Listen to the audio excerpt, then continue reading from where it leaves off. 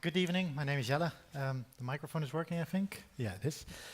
Tonight I want to talk about our IOTA-based digital identity proof of concept, which is awfully close to what just was presented as the challenge for the next hackathon. I'm an innovation consultant with a DLT specialty at VX Company. In short, VX Company is a 30-year-old software development partner in the Netherlands for customized software, which means that a company just has a question for a piece of software and we develop it to what they need, not some specific package, but we make it for them. And we have a bunch of clients in the Netherlands, ranging from government agency, banks, insurance companies, and many more things. But that's not why you're here. We're going to tackle a problem with digital identity. When I started at VX Company, we were trying to explore like what can blockchain do, what can distributed ledger technology do, and we kept coming at the same problem. Every time we thought, hey, we need to realize who we're interacting with on the blockchain. We need to know a digital identity of who they are. It's just a base need that you do for a lot of use cases. Otherwise, you can't just make that for distributed ledger technology. So one of the problems that we're trying to tackle with digital identity is personal data management. Very often we're talking about how we're going to try to make a centralized application more decentralized. In this case, personal data management is not centralized. It's just utter chaos. In my wallet, I have 12 different cards for all kind of things that I continuously drag with me. According to Google Passwords, I have 113 online accounts.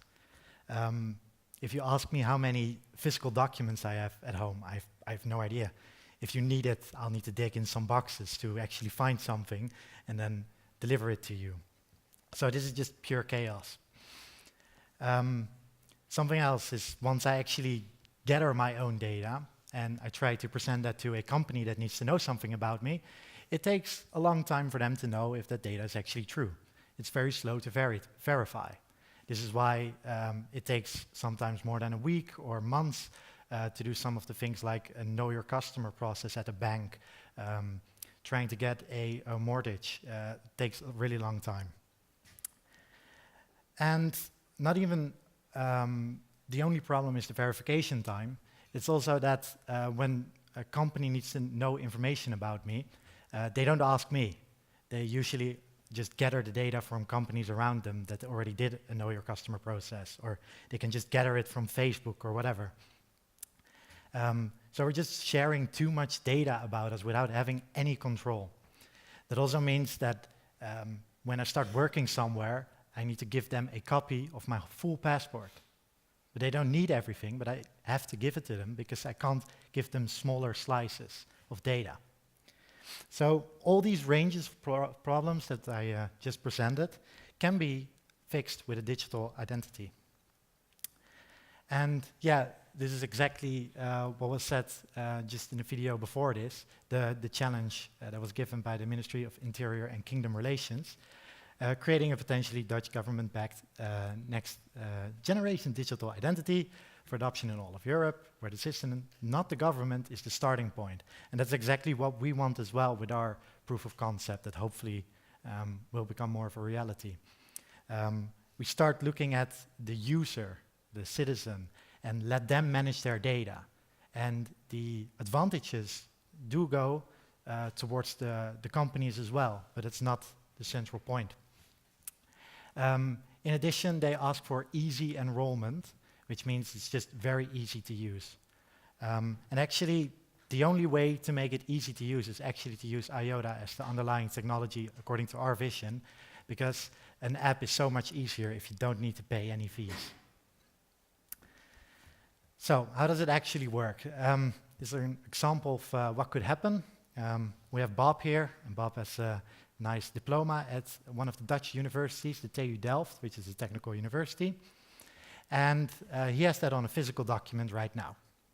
Now, if he wants to work at the Dutch police force, he actually as to give a copy of the document to the police force, and they are very strict, so they have to do a background check on you, so they will have to verify if the document is actually true.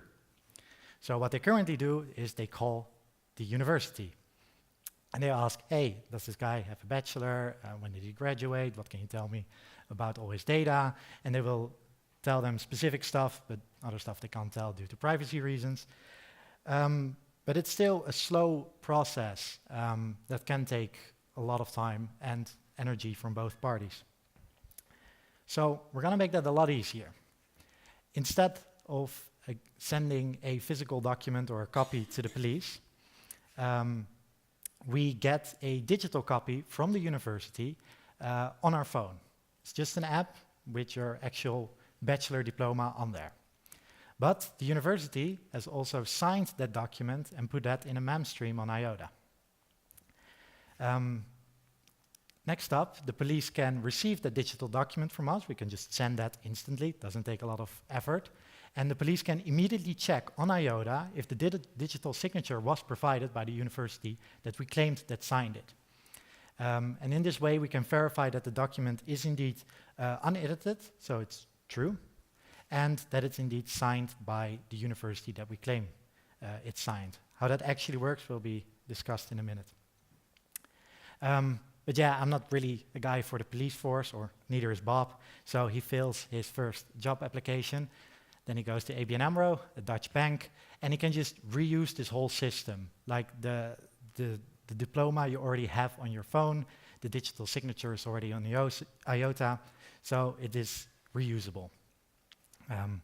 The verification is instant. We're not talking about weeks anymore to verify who you are. It's instantly, once they receive their data, they can immediately check on IOTA, so we're talking seconds. Also, Bob, I'm not sure if you can read it, but his average grade, which is the last part of his document, was a 6, which is in Dutch terms not very good. So he decides he doesn't really want to share that with the bank. And that's actually possible. He can select which data points he wants to share. And as you can see on the right side, ABN AMRO can actually receive less data. However, ABN AMRO is still can still verify the integrity of the document. It can still see it's unedited. So there's a lot of extra privacy in this whole setup. You can also see that there's no longer any communication between the university and where I apply. So that means that they don't know what I'm doing. Another example to really hopefully get you down with how it works. Alice went to the doctor and she has a few problems, but she wants to switch doctor after a while. I'm not sure if anyone of you has done that, but if you try to transfer your data from one doctor to another, for example, this hospital, it can take a really long time. Up to 2 weeks before you can even get your healthcare at a different hospital. So if we just do the whole thing again, instead of having the doctor send the data, I can just gather my healthcare data from the doctor immediately, put it on my phone, bring it to the hospital, they can receive it and immediately verify its integrity. And they can immediately then treat you. So how does the actual signing works? Luckily, most of you are familiar with blockchain and DLT, so this is probably going to be a lot easier than the normal crowd I give this to. But here we have another very minimized diploma from Bob. And the university wants to put this on IOTA with a digital signature. So what happens first is that they hash the diploma using a Merkle tree. Then you just get a single number, and it's very random. You can't interpret any information from this. Next up, we have a public and a private key for the university, and that is used for the encryption of this data. We use the private key from the university to encrypt the hash again. So now the data becomes even more not understandable.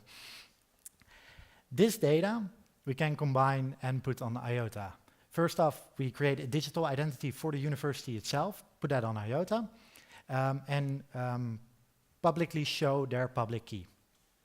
And next, we can, in a different mem stream, just add this, this seemingly random data, which is the digital signature of the diploma. And that's what is put on IOTA. So no private revealing information, just a bunch of seemingly random data. Now we go to the police side to actually verify the data. They receive the document from Bob, in this case, with his diploma, and they too can use the Merkle tree hashing to come to the same hash, as long as the document is not changed. Next, we pull some data from IOTA, which is the digital signature and the public key from the university that signed it. And we just do some basic decryption. And if everything goes correct, we can see the same hash appear. The same hash only appears under two conditions, which is one, the diploma has not been edited by Bob. If Bob tries to send a GPA of a 7 to the police, the hash will be completely different.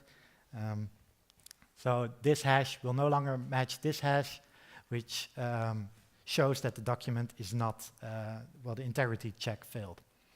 And if we try to fake who signed it, so if we try to use a different public key, also the hash will not match. So this way we can be sure that the document is unchanged and signed correctly by the correct parties.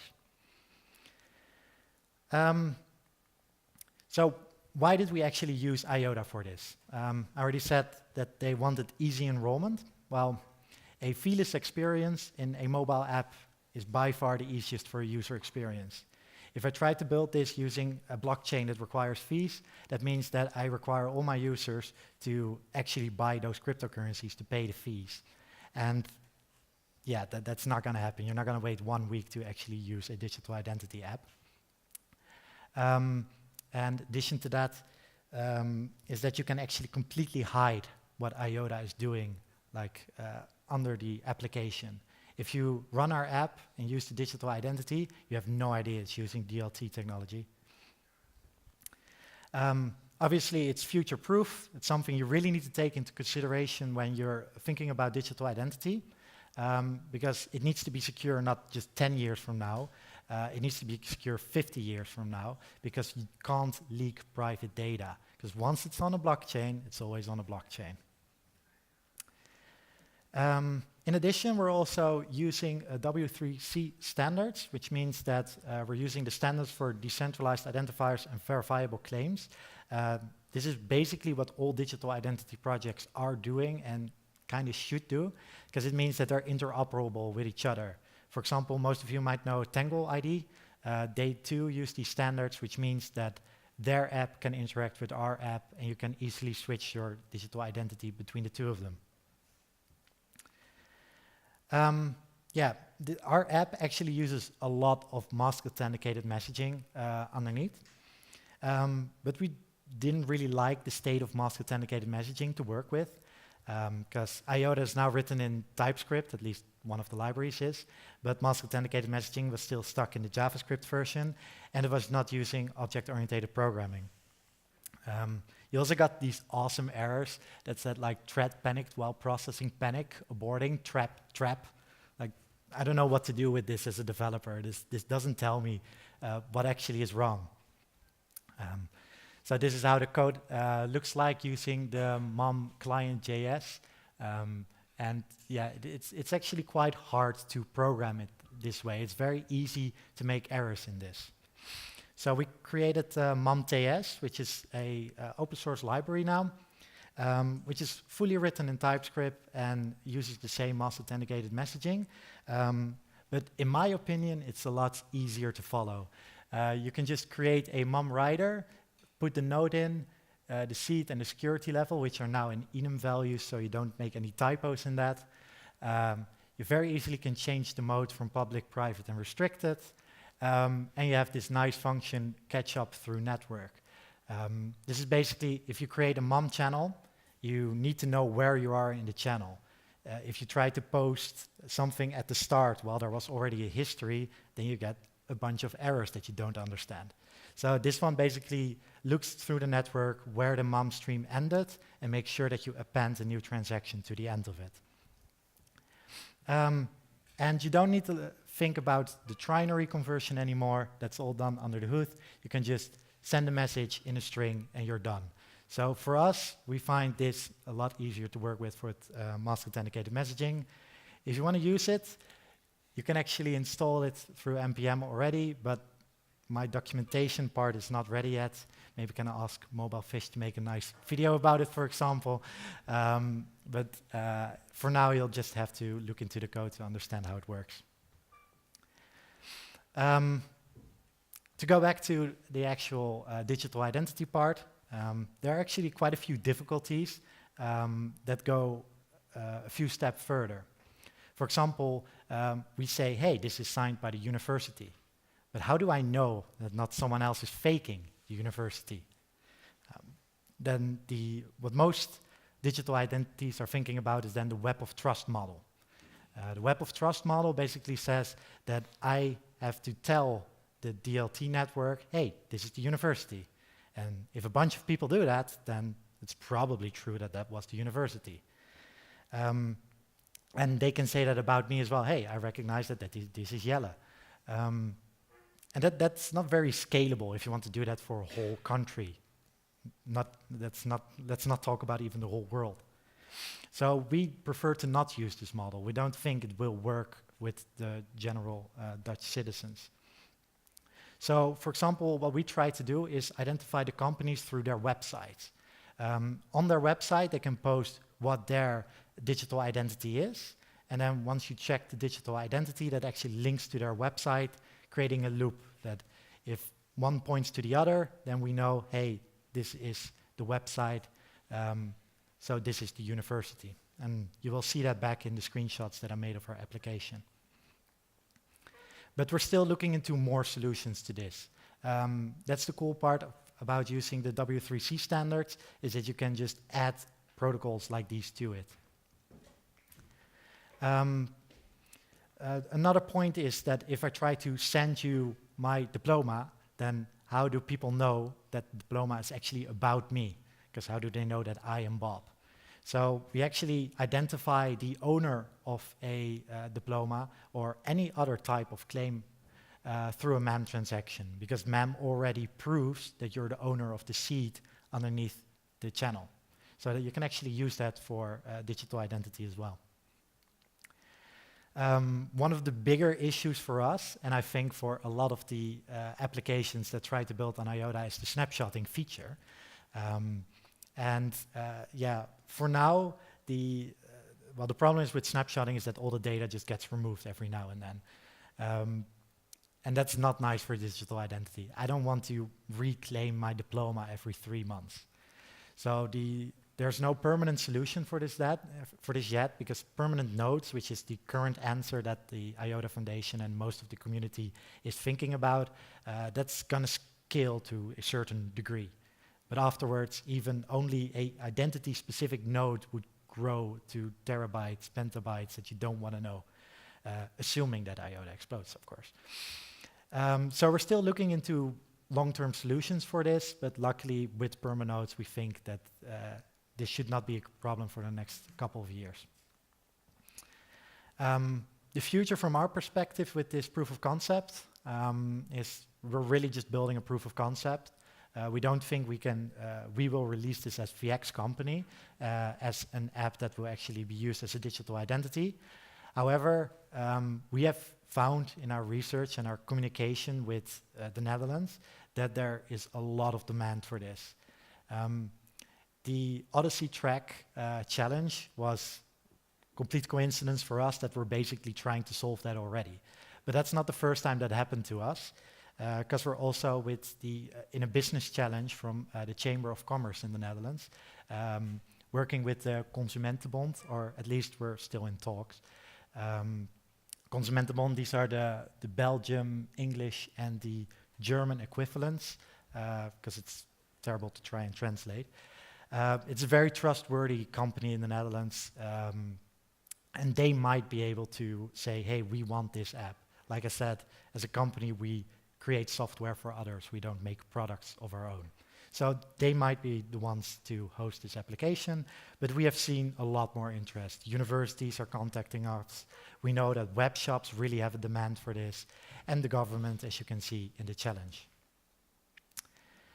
But like I said at the start of my talk, is digital identity is just a basic requirement for a lot of other use cases. And you actually see that in the challenges provided at the upcoming hackathon as well. For example, we have a completely different challenge here for registering and communicating digital permissions. It improves, hold on. There are several processes that involve improving formal requests ranging from financial to, I'm not going to try and say that. But a problem with digital permissions is that you need to give permission to someone. And how do you know who to give permission to? In the end, it still comes down to having a digital identity to create as a base for these kind of applications.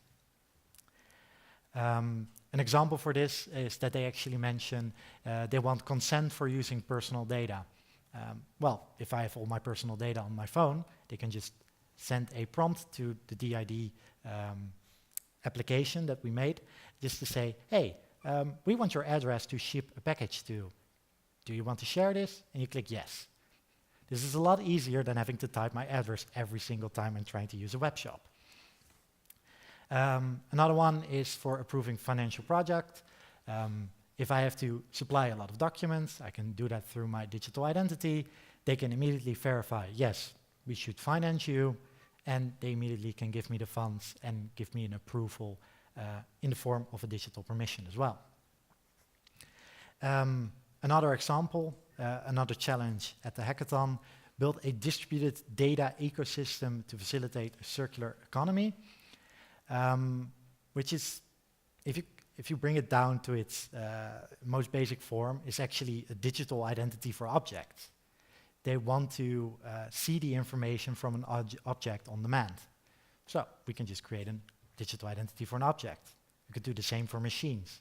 That's the cool part about introducing IOTA to this as well, because obviously IOTA is not made for human interaction only, also for machines. So we need to then make sure that there are permissions to read the data from those digital identities of objects and manage ownership. And this can all be done in the form of claims on a digital identity. So normally I was going to give you a short demo of our application, but unfortunately it turned out to be very difficult to connect my phone here. So I just got a lot of screenshots.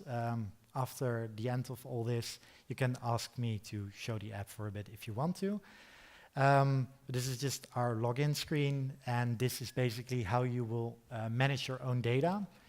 We call them claims, and you could basically have as many if you want, name them yourself. Later on, we hope that you can nicely organize them as well.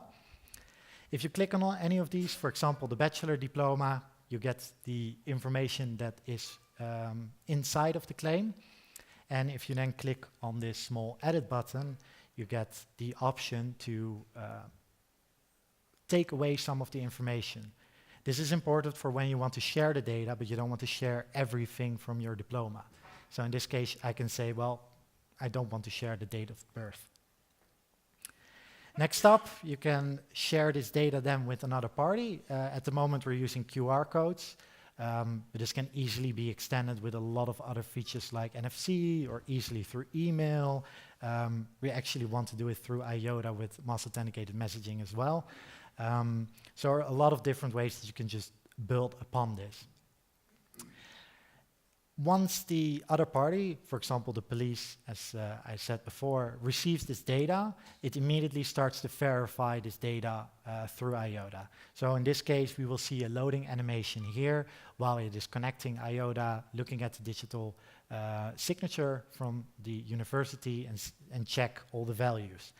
And if it's sure about the integrity of the document and that the signature is correct, it will tell you, hey, this is indeed signed by the university, and it also shows the URL identifying which website is below this. So if I would see, for example, tudelft.com here, I might think, hey, is that their actual website? So I can click on it and see, hey, that might be the fake website, and the tudelft.nl is actually the correct one. So you still need to do a human check there to see if the university is actually the party that you hope has signed it. That was my talk about the digital identity. If there are any questions, feel free to ask and someone will throw a cube at you.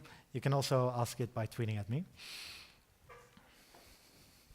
I'm not sure how much time there is for the Q&A, by the way.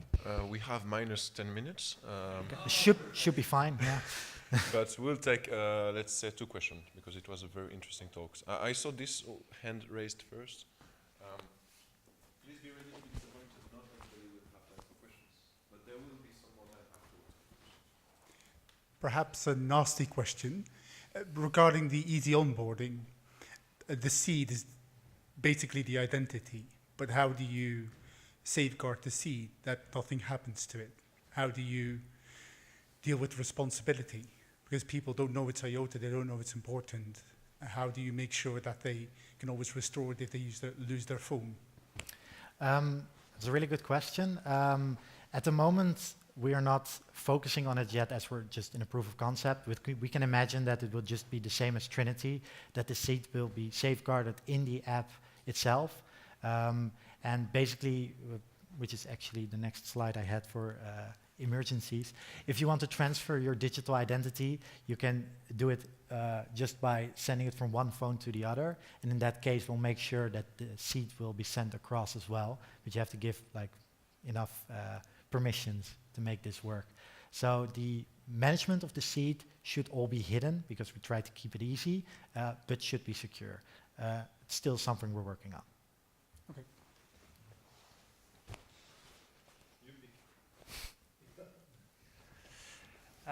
So you are storing or putting personal data on the Tangle, right?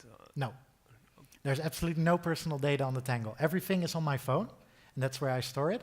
I only put the signatures on IOTA and like a public key from who is signing it. But that's it. So that process where you hash and then you encrypt, so it's that result that you put on the Tangle?